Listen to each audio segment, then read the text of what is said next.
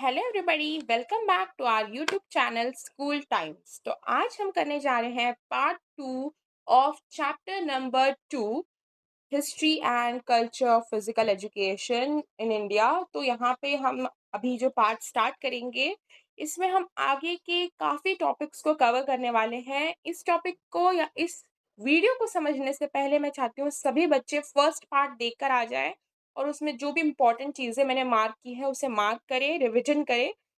साथ ही साथ मैं चाहती हूँ कि before starting with this video आप सभी हमारे चैनल को लाइक, सब्सक्राइब, शेयर करना ना भूलें और बेल आइकॉन को भी दबा दें ताकि आपको हमारे वीडियोस की नोटिफिकेशंस मिलती रहे।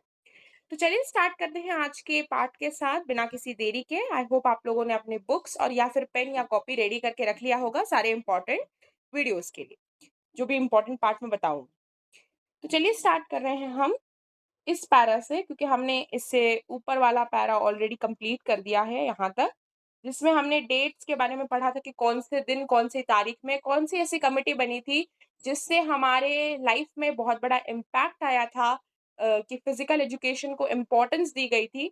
ये सब चीजें हमने अभी ऊपर ही डिस्कस की है। स्टार्ट कर रहे हैं हम लोग इस पैरा के साथ। So, long before marked playgrounds and stadiums existed, physical activity was a part of everyday life. In early Indian societies, physical activity is referred to as daily movements such as walking, running, swimming, lifting, farming, etc., and martial training. Games were not separate leisure activities but were connected with health, discipline, social interaction, and preparation for life. For an example, children learn to run while helping elders, balance while walking on uneven paths, and work together. ठीक है, तो यहाँ पे हम क्या सीख रहे हैं, मैं आपको ये चीज़ ओवरऑल बता देती हूँ कि बेसिकली हम इन पैराज में हम लोग क्या सीखने वाले हैं। हम सीखने वाले हैं कि कैसे जो अर्ली ह्यूमंस थे, यानी जो अर्ली हमारी सिविलाइजेशंस थी, वो कैसे फिजिकल एक्टिविटी को अपने लाइफ में इम्पोर्टेंस देती थी। How early humans needed physical activity to survive. Secondly हम जानते थे कि जो डेली मूवमेंट्स है, जैसे कि हंटिंग, गैदरिंग, रनिंग, ये सब चीज़ों को ही as a physical activity consider ना करते हुए भी फिजिकल एक्टिविटी की जाती थी। यानी कि ऐसा नहीं कि फिजिकल एक्टिविटी हम कर रहे हैं या लीजर एक्टिविटी कर रहे हैं तभी हम वो फिजिकल एक्टिविटीज करेंगे, नहीं नहीं। हम जब डेली का काम कर रहे हैं, साथ ही साथ simultaneously the physical activity should be included. Next is survival required strength, endurance and team work. सही बात है भाई, उस टाइम पे क्योंकि चीजें इतनी आसान नहीं थी, टेक्नोलॉजी उतनी डेवलप नहीं थी, तो उसके लिए टीम वर्क की जरूरत थी, साथ ही साथ स्ट्रेंथ एंड एंड्योरेंस की भी जरूरत थी। Next is that social bonding happened during the group activities. Social bonding हो जाती थी लोगों को कि जब हम लोग कोई भी काम मिलजुल के करते हैं तो नए लोगों के साथ इंटरेक्ट करते हैं, उनसे बातें करते हैं, उनसे शेयर करते हैं, तो this also gets develop during that time. Okay, then उसके बाद क्या हुआ कि people dance and move together in communities. जैसे कि बड़े बड़े अभी भी अगर देखा जाए तो ट्राइबल डांसेस होती हैं, कम्युनिटीज में डांसेस होती है, तो उस दौरान में वैसे ही किया जाता था। Okay, this is the particular paragraph. Okay, you can also read it out yourself. The most important part is that ये वाला, physical fitness was valued as a means of maintaining health, fulfilling duties and strengthening community life.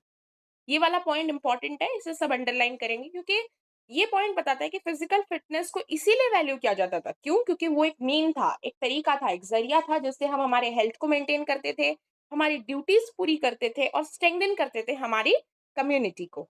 ठीक है, आगे बढ़ते हैं हमारे activity की तरफ। तो इंडियन सोसाइटी में प्री हिस्टोरिक टाइम से कॉलोनियल पीरियड तक जो है वो फिजिकल एक्टिविटीज का डेवलपमेंट हुआ है। ठीक है, नेक्स्ट आता है एक्टिविटी जिसमें भीमबेटका के बारे में लिखा गया है, ये बहुत इंपॉर्टेंट है। तो shelters of rock shelters of Bhimbetka, वहाँ पे ऐसे चीजें डिस्क्राइब की गई हैं, जैसे कि आप देख सकते हो यहाँ पे पिक्चर्स बनाए जाते थे उस टाइम पे बातचीत करने के लिए। ये देखिए ये वाला पिक्चर, तो ये जो बनाया गया है ये दर्शाता है कि कैसे, किस तरह से लोग इंटरेक्ट करते थे उस टाइम पे। देखो कैसे कम्युनिटीज डांस कर रही है, यहाँ पे लोग जा रहे हैं, हॉर्स राइडिंग हो रहा है। ठीक है, तो ये सब चीजों को उस टाइम पे भी वैल्यू दी जाती थी, यानी hunting, gathering, climbing, running, group movement, equestrian, javelin, aqua sport, cycling, mess, archery, ये तब भी था। बस हम अभी उसका डेवलप्ड वर्जन देख रहे हैं, तब भी ये सब चीजें की जाती थी। जस्ट इमेजिन कि भीमबेटका बहुत पुराना है, तो उस टाइम पे जो सिविलाइजेशन थी तब भी वो लोग भी फिजिकल एक्टिविटी को उतनी इंपॉर्टेंस देते थे। Okay, moving ahead to the next part, that is the rock paintings of prehistoric times shows that early humans engaged in various activities that build physical health, physical strength, endurance, coordination and cooperation. तो ये rock painting क्या दर्शाता है, ये पूछा जा सकता है इन 2 marks. What does the rock painting of Bhimbetka depict? So it depicts the prehistoric times where the early humans engaged in various activities to build the physical strength, endurance, coordination, and cooperation. These activities required strength, teamwork, and endurance. The UNESCO World Heritage Site report on the rock shelters of Bhimbetka record paintings depicts hunting, scenes use of weapons and collective activities indicating that physical movement was central to daily and social organization. वही जो हमने ऊपर discuss किया कि उस time पे जो civilizations थी, they were very prone to doing such kind of physical activities. They were also including the physical activities in their day to day life. ठीक है, नेक्स्ट आता है पीपल ऑफ सिंधु सरस्वती, ये वाला सिविलाइजेशन, इसके बारे में पूछा जा सकता है क्योंकि ये एक नया सिविलाइजेशन है। तो Sindhu Saraswati civilization led activities, physical activity mainly link to agriculture, construction, craft work, walking through the planned cities and managing water systems. तो अगर आपने सुना होगा इंडस वैली सिविलाइजेशन, आपने सिक्स्थ में भी पढ़ा होगा अगर हुआ होगा तो उसमें बताया गया है कि किस तरह से वहां पर कितना वेल प्लान स्ट्रक्चर था। उस टाइम पे वो लोग कितना अच्छा ड्रेनेज सिस्टम बनाते थे, they had such a proper manageable house, so everything requires more effort because at that time technology was not developed at the peak. So at that time they used to give more, value, more additional value to doing extra manly efforts so that the thing can be done easily in teamwork. They used to do the things in teamwork. Not only that, agriculture था, construction था, ये सब चीजें उनको करनी रहती थी क्योंकि घर भी बनाते थे वो लोगों का जो घर का डिजाइनिंग था that is also very unique. तो वो उस टाइम पे भी वो लोग काफी चीजें यूज करते थे सिविलाइजेशन में। Sindhu Saraswati civilization is nothing less than Indus valley civilization. ठीक है, structures such as the great bath of Mohenjodaro and water reservoirs as Dholavira shows the importance of cleanliness, movement and community effort. तो सोचो उस time पे भी वो लोग जानते थे कि क्लीनलीनेस की क्या वैल्यू है, मूवमेंट की क्या वैल्यू है, किस तरह से कम्युनिटी एफर्ट करके कितनी बड़ी बड़ी चीजें बनाई जाती थी, ढोलावीरा जैसे बड़े बड़े वाटर रिजर्वर्स बना दिए जाते थे क्योंकि फिजिकल एक्टिविटी, फिजिकल स्ट्रेंथ उस टाइम पे लोगों के पास ज्यादा था।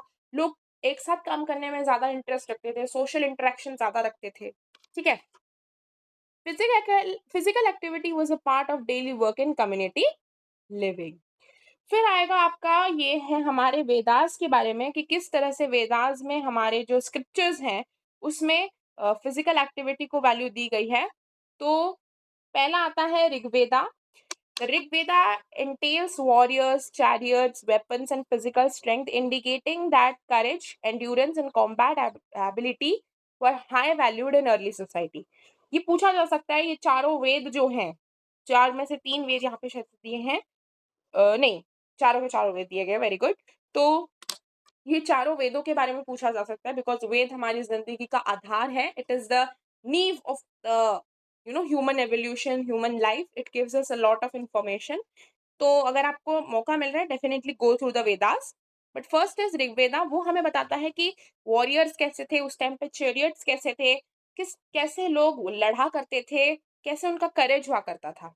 ठीक है, सामवेद, नेक्स्ट आया सामवेद। ऋग्वेद के बाद आया सामवेद। ये पूछा जा सकता है कि पहले क्रोनोलॉजी में कैसा है, क्रोनोलॉजी याद रखनी है, सामवेद आया। ठीक है, तो जो सामवेद आया उसके उस टाइम पे क्या हुआ, the Samaveda focuses on chanting of hymns. Proper chanting requires discipline posture, rhythm and controlled breathing, showing coordination between the body and the voice.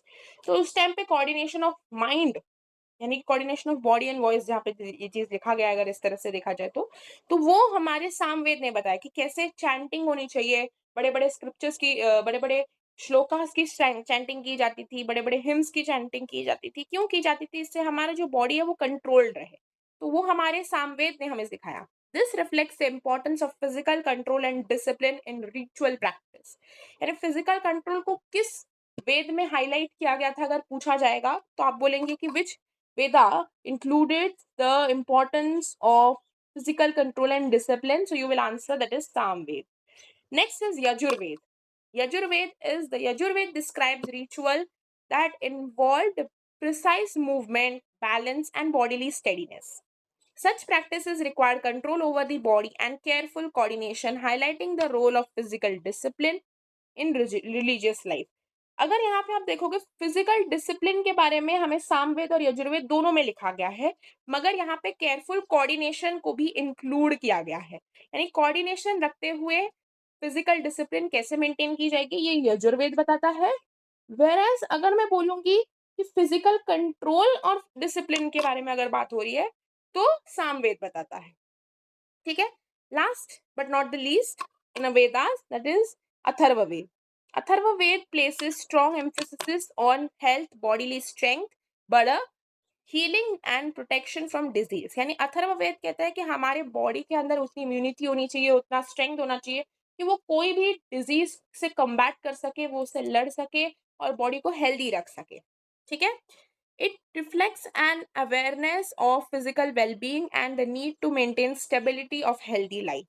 ये बहुत ही इंपॉर्टेंट है क्योंकि हम भूल जाते हैं कि हमारी फिजिकल वेलबींग के लिए हमें क्या करना चाहिए और स्टेबिलिटी कैसे रखी मेंटेन की जाए एक हेल्दी लाइफ के लिए। तो उसे किसने बताया था? अथर्ववेद ने बताया था। ठीक है, तो यहाँ तक आपको याद हो गया होगा। अभी मैं आपको छोटा सा ट्रिक बता देती हूँ कि आपको याद रखना है अगर छोटे छोटे पॉइंट्स को, तो उसका आप कैसे याद रखेंगे। तो आपको अगर आप ध्यान दें यहाँ पर, तो पहले आ रहा है ऋग्वेद। अगर आप अल्फाबेट से याद रखते होंगे तो RST ऐसे पढ़ते हैं ना हम लोग, तो अगर आप ऐसे याद रखेंगे तो पहले याद रखिएगा कि R आता है, फिर आता है S, फिर आता है Y, और फिर हम पीछे से घूम के आगे आ जाते हैं, दैट इज A। ठीक है, समझ में आया मैं क्या बोल रही हूँ? हम लोग कैसे अल्फाबेटिकली जाते हैं तो ABCD करके जाते हैं, तो हमें याद रखने के लिए कि पहले क्या आया था उसके बाद क्या आया था, हम बोलेंगे कि पहले हम R पढ़ेंगे फिर S पढ़ेंगे, क्योंकि R के बाद S आता है, उसके बाद Y पढ़ेंगे क्योंकि S के बाद Y आता है, तुरंत नहीं बट कुछ लेटर्स के बाद तो आता ही है, फिर A आता है। तो RSY A ये हमारा फॉर्मेट रहेगा इसे याद रखने के लिए। तो अगर आप कहीं पे शॉर्ट नोट्स बना रहे हो तो RSY लिखो, ऐसे 3 या 4 लाइन्स खींच लो और उसमें जो जो इंपॉर्टेंट पॉइंट्स है उसे लिख दो। ठीक है, next moving at to the next part that is Upanishad. Upanishad कब बनाया गया था ये पूछा जा सकता है। ये 800 टू 200 BCE में बनाया गया था, यानी बिफोर क्राइस्ट एरा में। Give a spiritual meaning of physical strength. तो किसने स्पिरिचुअल मीनिंग दिया था फिजिकल स्ट्रेंथ का? उपनिषद ने। द कठोपनिषद सेज नयामात बलनेना लभ्यनाचा प्रमादात तापसोवप्य लिंगत। ये जो है ये एक संस्कृत लाइन है, okay, which means this self can not be attained by the weak. It depicts the body as a chariot, the mind as the reins, the intellect as the driver, and the senses as the horse. ये जो कठोपनिषद है उन्होंने क्या कहा है ये पूछा जा सकता है। ये बहुत ही इंपॉर्टेंट पार्ट है और ये काफ़ी इंटरेस्टिंग भी है आपको जानने के लिए, क्योंकि ये हमारे डेली लाइफ में भी काफ़ी इंपॉर्टेंट रोल प्ले करता है। तो जो सेल्फ है यानी हम अपने आप को तब तक अटेन नहीं कर सकते जब तक हम वीक हैं। ये क्या बताता है कि जो हमारा शरीर है वो रथ है हमारा, जो हमारा ब्रेन है, जो माइंड है हमारा, वो रीन है। The the intellect as the driver, rein यानी कि आप बोल सकते हो सारथी है, जो इंटेलेक्ट है वो ड्राइवर है, और जो सेंसेस है हमारे बॉडी के वो हॉर्सेस हैं। This shows that control of the body and senses was essential for higher wisdom. तो किसको अगर विजडम चाहिए तो उसे अपने ऊपर कंट्रोल सीखना पड़ेगा, बॉडी के और सेंसेस के ऊपर का कंट्रोल। नेक्स्ट आता है, before we move on, Vashishta's Dhanurveda Samhita belong to the medieval period, describes systematic training in archery, archery, including posture, balance, controlled movement, and discipline. It also emphasizes moderation in physical effort and ethical conduct, showing that martial training is focused on strength, control, and responsibility rather than competition on sport. तो ये कौन सा संहिता है, बस ये याद रखना है, that is nothing more important, और उसमें क्या लिखा है बस ये याद रखो. Trick to remember these things is that आप एक जगह पे लिखो कि क्या क्या वेदास हैं, क्या क्या उपनिषद हैं, क्या क्या संहिता हैं, और उसमें से क्या सीखने मिल रहा है. उतना भी काफी है आपको हर चीज याद रखने के लिए, बट ये आपको एफर्ट डाल के करना पड़ेगा. नेक्स्ट आता है during the epic period physical training become more organised and purposeful, specially as a part of education and preparation for life. तो जो बड़े बड़े एपिक्स हैं जैसे रामायण महाभारत, वो बताते हैं कि कैसे आर्चरी जो है, यूज ऑफ वेपन जो है, फिजिकल स्ट्रेंथ है, डिसिप्लिन है, गाइडेंस है गुरुज के द्वारा, वो बहुत इंपॉर्टेंट है किसी भी बड़े बैटल को जीतने के लिए. महाभारत का बताता है, डिस्क्रिप्शन उसने दिए हैं ज्यादा डिटेल में महाभारत में, कि कैसे फिजिकल ट्रेनिंग ज्यादा जरूरत थी, स्टूडेंट्स कैसे प्रैक्टिस किया करते थे, archery, mess fighting and other forms of warfare including horse and chariot riding. These epics show that physical activity during the epic period was closely linked with education, physical training, discipline, courage, and moral values. यानी जब epic period था, यानी महाभारत, रामायण, इन्हें epic period में include किया जाता, तो उस टाइम पे कैसे एजुकेशन को सिर्फ बुक्स तक नहीं, फिजिकल ट्रेनिंग, डिसिप्लिन, करेज, मोरल वैल्यूज, इन सबको एक साथ इंक्लूड करके चला जाता था. ठीक है, फिर हम आगे आते हैं हमारे नेक्स्ट पार्ट. ये एक श्लोक है, तो अभी जहां पे भी श्लोक मिलेगा ये तो बहुत इंपॉर्टेंट होता ही है, क्योंकि क्या पता आपको श्लोक दे दिया जाए और उसका मतलब पूछ दिया जाए कि ये श्लोक था बुक में, तो आप इसे एक्सप्लेन कीजिए अपने वर्ड्स में. तो इसीलिए मैं चाहती हूँ कि सब थोड़ा ज्यादा ध्यान दें अभी, क्योंकि श्लोक का टाइम आ चुका है. ठीक है, तो ये है चरक संहिता का एक श्लोक. सब मेरे साथ पढ़ेंगे, आप भी ट्राई कीजिए, बहुत ही अच्छा होता है. ठीक है, तो वो है शरीर चेष्टा या चेष्टा स्थैर्यर्थ बलवर्धिनी देह व्यायाम संख्यात मत्रयातम समचरेत. ठीक है, तो इसका अर्थ क्या है? The action of body meant for stability and for increasing strength is known as physical exercise, deha vyayam. Such suitable physical movement bringing stability in body and increase in strength is known as vyayam. This is to be practiced in moderation with apt control and proper duration. इसका मतलब मैं आपको समझा देती हूँ, और ये बहुत इंपॉर्टेंट भी है कि जो एक्शन हम बॉडी की स्टेबिलिटी के लिए करते हैं और इंक्रीज करते हैं, स्ट्रेंथ के लिए करते हैं, उसे देह व्यायाम बोलते हैं, यानी फिजिकल एक्सरसाइज बोलते हैं. साथ ही साथ जो भी फिजिकल मूवमेंट हमारे बॉडी में स्टेबिलिटी के साथ साथ इंक्रीज करता है स्ट्रेंथ को, उसे भी व्यायाम बोलते हैं. ये दोनों डेफिनेशंस के हिसाब से आ सकते हैं, तो प्लीज इस चीज का आप लोग थोड़ा ज्यादा ध्यान रखेंगे, इंपॉर्टेंट है ये. ठीक है, ये इंपॉर्टेंट पार्ट है, मैंने इसलिए इंपॉर्टेंट लिख भी दिया है. ठीक है, ये डेफिनेशन की तरफ पूछा जा सकता है.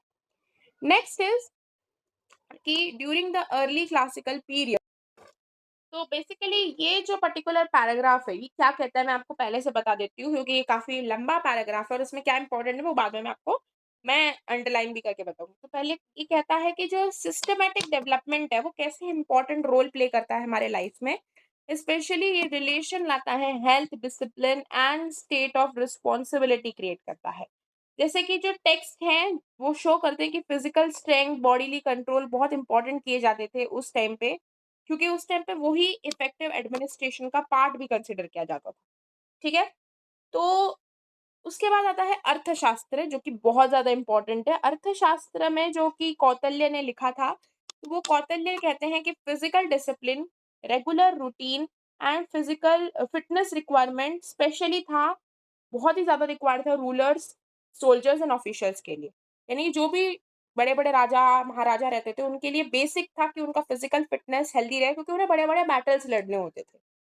फिर आया कि public health and order. Public health के लिए भी उन्होंने कहा था कि पब्लिक हेल्थ जो होते हैं इंडियन हमारे जो टेक्स्ट हैं उसके इस एंशियंट टेक्स्ट के हिसाब से है कि हम लोगों का जो क्लीनलीनेस है, डेली रेगुलेशंस है, डेमोन्स्ट्रेटिंग है, फिजिकल रेडीनेस का, वो बहुत ही मैटर ऑफ कंसर्न बन चुका था. ठीक है, ये हमारे टेक्स्ट भी प्रोवाइड करते हैं। ये कहते हैं कि regulation of daily activities in cities showing that physical preparedness and public health matters a lot of state condition. बिल्कुल, क्योंकि कभी भी लड़ाई की जा सकती थी, अगर आप स्ट्रेंथफुल नहीं होंगे, अगर आपकी बॉडी हेल्दी नहीं होगी तो आप फिर लड़ नहीं पाओगे, राइट। फिर नेक्स्ट आया कि एंशंट में क्या किया जाता था। तो एंशंट इंडियन नॉलेज के हिसाब से exercise is any physical activity of the body that is beneficial, improve stability and increases strength. या अभी ही हमने उसके ऊपर वाले पैराग्राफ में जस्ट पढ़ा कि उसे व्यायाम कहते हैं, तो प्लीज इसे अंडरलाइन कर लीजिएगा, ये काफी इंपॉर्टेंट पार्ट है। ठीक है, कि व्यायाम क्या होता है वो पूछा जा सकता है। ठीक है, तो जो भी चीज है ये फिजिकल एक्टिविटी क्या करती है, वो हमारे स्टेबिलिटी को इम्प्रूव करती है, हमारे स्ट्रेंथ को एनहांस करती है। जो भी फिजिकल मूवमेंट ऐसा काम करती है उसे हम व्यायाम कहते हैं। However, this exercise should not be done in moderation.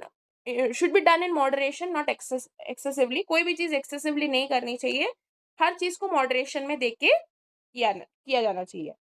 फिर आचार्य चरक जो थे, उन्होंने कहा था कि जो फिजिकल एक्सरसाइज है वो हमारे बॉडी को light, strong, stable and hard working बनाती है। साथ ही साथ ये हमारे पेन टॉलरेंस को एनहांस करती है, हमारे बॉडी को बैलेंस करने में, मेंटेन करने में हेल्प करती है। साथ ही साथ दोष बैलेंसिंग दोषास and strengthens digestion and metabolism.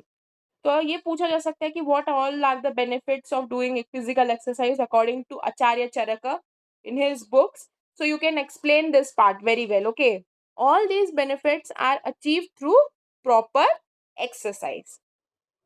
ठीक है, उसके बाद आता है एक डू यू नो। तो अभी के लिए मैं चाहती हूँ कि ये डू यू नो आप लोग वेट करें, या फिर आप खुद पढ़ना चाहो तो खुद पढ़ सकते हैं। ये हम नेक्स्ट पार्ट में डिस्कस करने वाले हैं। कि कैसे करना है। इसमें हम जानेंगे कि कैसे लाइक आगे का जो हमारा है चैप्टर वो किस तरफ मुड़ रहा है। तो बेसिकली और चैप्टर में ज़्यादा कुछ नहीं है बचा हुआ। हम इसके बाद मीडिएवल फिजिकल कल्चर के बारे में जानेंगे, जिसमें मल्ल पुराण के बारे में एक्सप्लेन किया गया है, हम वो डिस्कस करेंगे। ठीक है, तो ये डू यू नो से हम कंटिन्यू करने वाले हैं। आज के लिए इतना ही। अगर आपको कोई भी एक्सप्लेनेशन और डीपली चाहिए तो प्लीज़ मुझे बताना, मैं और डीपली कर दूंगी। मैंने जहाँ जहाँ पे भी आपको समरी वाला एक्सप्लेनेशन दिया है उसका एक रीज़न है, क्योंकि मैं जानती नहीं हूँ कि लाइक अभी आपका टाइम वेस्ट हो जाए। मैं नहीं चाहती कि अभी आपका कोई भी टाइम वेस्ट हो। आई नो आप लोग अपने दूसरे सब्जेक्ट्स को वैल्यू कर रहे होगे because now the syllabus has change suddenly. तो इसीलिए मैं जो जो इम्पोर्टेंट पैराग्राफ्स है उसे आपको रीड करके एक्स्ट्रा एफर्ट्स के साथ समझा रही हूँ। मगर जो पैराग्राफ्स में ऐसा कुछ खास है नहीं, उसका मैं आपको जानबूझ के समरी बता देती हूँ ताकि आपको समझ में आ जाए कि बेसिकली उस पैराग्राफ में क्या है। और ऐसा तो नहीं कि मैं आपको इंपॉर्टेंट पॉइंट्स हाईलाइट नहीं करवा रही, तो आपको बिल्कुल टेंशन लेने की जरूरत नहीं है कि मैम ने अरे इसमें तो समरी बता दिया, मैम ने तो इसका ओवरऑल बता दिया कि क्या है। कोई टेंशन की बात नहीं है, उसमें मैंने जो इंपॉर्टेंट पॉइंट्स है वो ऑलरेडी हाईलाइट कर दिए हैं। तो आप उसी को बस एक बार ध्यान दीजिएगा, आपका बहुत अच्छे से प्रिपेयर हो जाएगा। ठीक है, and that's it for today. Thank you so much for watching our video. I hope you liked our video very much. Meet you in the next video. Till then, bye bye, take care, and please don't forget to like, subscribe and share our channel. So meet you in the next video. Till then, bye bye, take care, thanks for watching.